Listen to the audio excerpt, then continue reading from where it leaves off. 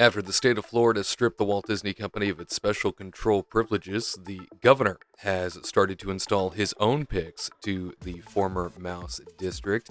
A leader in the sports world is said to be on the shortlist to replace Bob Iger as Disney CEO.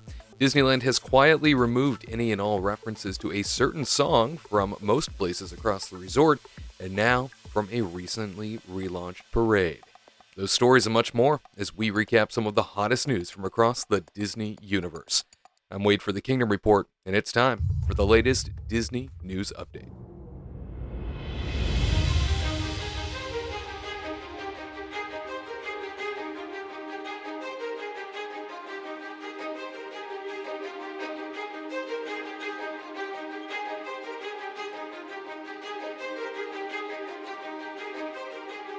Thanks so much for joining us today for the news coverage. We begin with a story surrounding the executive suite at the Walt Disney Company as Front Office Sports reports NBA Commissioner Adam Silver is on the short list to succeed Walt Disney Company's CEO Bob Iger.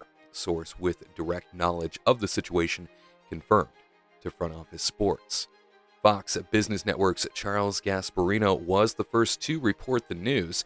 And while FOS's source was unable to speak to the other names on the reported shortlist, which includes Candle Media co-founder and co-CEO Kevin Mayer and Disney co-chairman Dana Walden, they clarified that Silver is only being considered for the top position and cannot serve on Disney's board due to the NBA's broadcast partnership with the media giant, causing a conflict of interest. Silver's contract with the league runs through 2024. Iger, who returned to Disney in November after initially retiring in 2021, was never intending to stay as the company's chief executive for long, beginning his search for a new successor almost immediately following his return.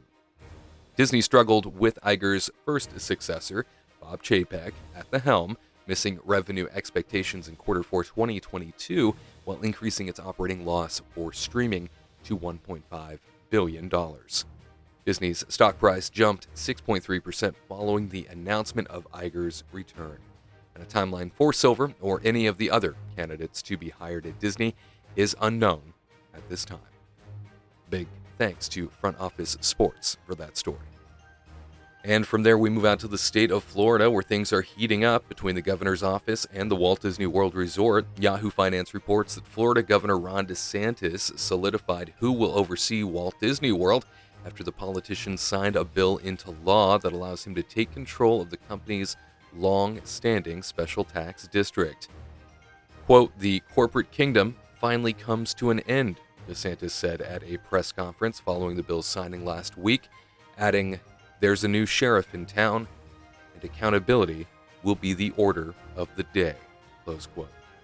DeSantis, who rebranded the district previously known as Reedy Creek to the Central Florida Tourism Oversight District, hand-selected the 5 board members who will now oversee Disney's municipal services.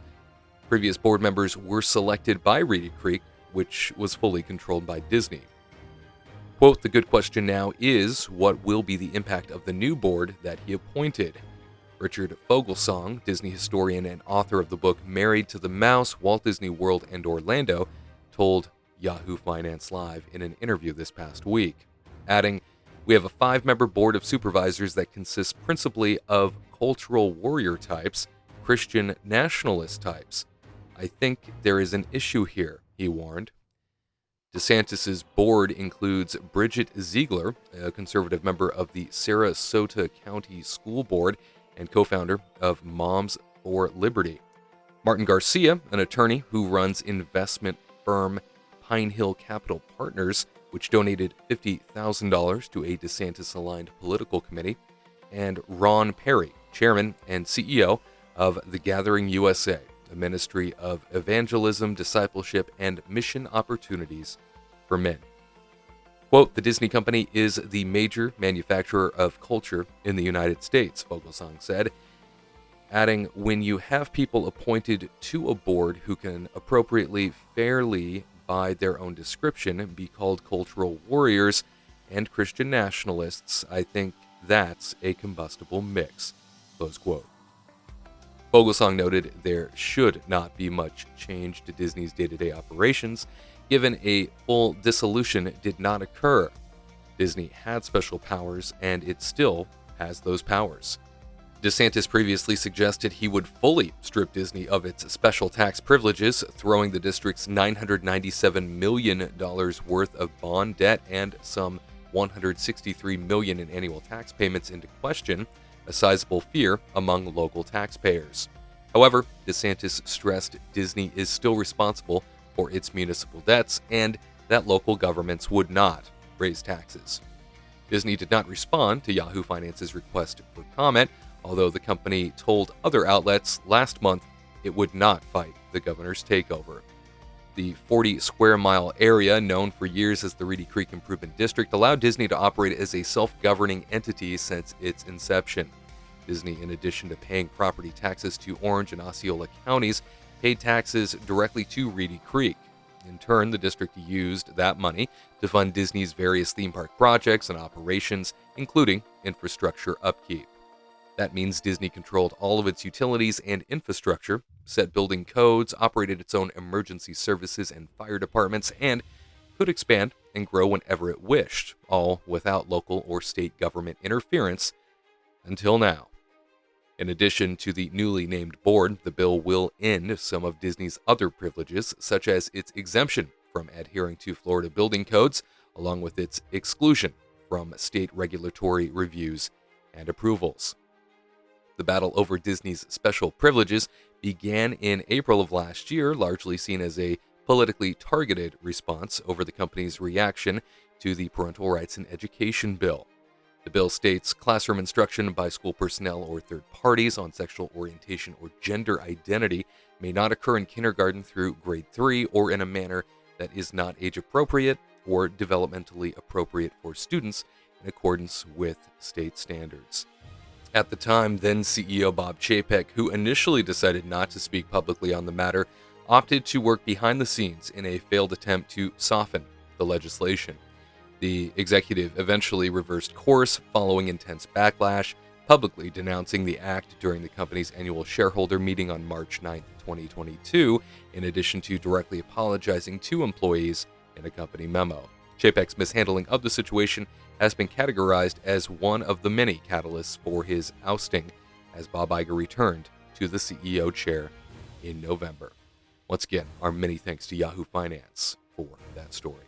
And from Florida, we jump back out west to California, where CBS News reports that Disneyland has removed the Zippity-Doo-Dah lyric played during its park parades because it comes from a movie that has been criticized for racist portrayals of Black Americans.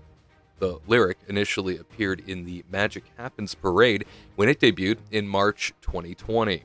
The parade recently returned after a nearly 3-year hiatus because of the COVID-19 pandemic. Upon its reintroduction last month, spectators of the twice-daily parade, described as celebrating magical moments from legendary Disney stories on its website, now hear the lyric, "Think of the happiest things from Peter Pan" in its place. The change to the parade's lyrics was first reported in the OC Register. The song Zippity-Doo-Dah originated in the 1946 film Song of the South that has long been criticized for stereotypes of spiritual black men and its seemingly nostalgic view of the antebellum South. Disney is in the process of cutting references to the film in other parts of its parks. In 2020, Disney Parks and Resorts announced that Splash Mountain was being completely reimagined at both Disneyland and Walt Disney World because the log flume ride is based on Song of the South. It's being revamped to star the characters from the 2009 animated film The Princess and the Frog, which features Disney's first Black princess. Disney said at the time that the new Splash Mountain concept is inclusive and one that all of our guests can connect with and be inspired by. The Splash Mountain ride at Walt Disney World in Orlando has already been closed for remodeling. The new attraction is expected to open at both U.S. resorts in 2024. Disneyland officials told the Orange County Register in 2020 that the removal of the Zippity-Doo-Dah song from the theme park resort is part of a continuous process to deliver an environment that features stories that are relevant and inclusive.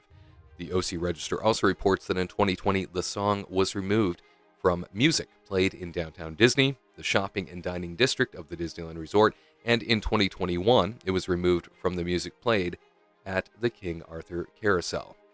Song in the South is so controversial that Disney has locked it away for decades and even kept it off the extensive library of Disney+.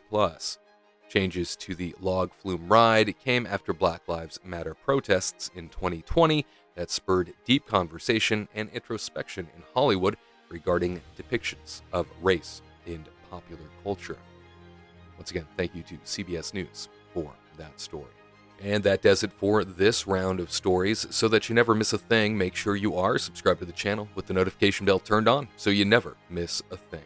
And the thumbs up button means an awful lot. For the Kingdom Report, I'm Wade Heath. We'll see you next time for another installment of the Disney News Update. To all who come to this happy place, welcome.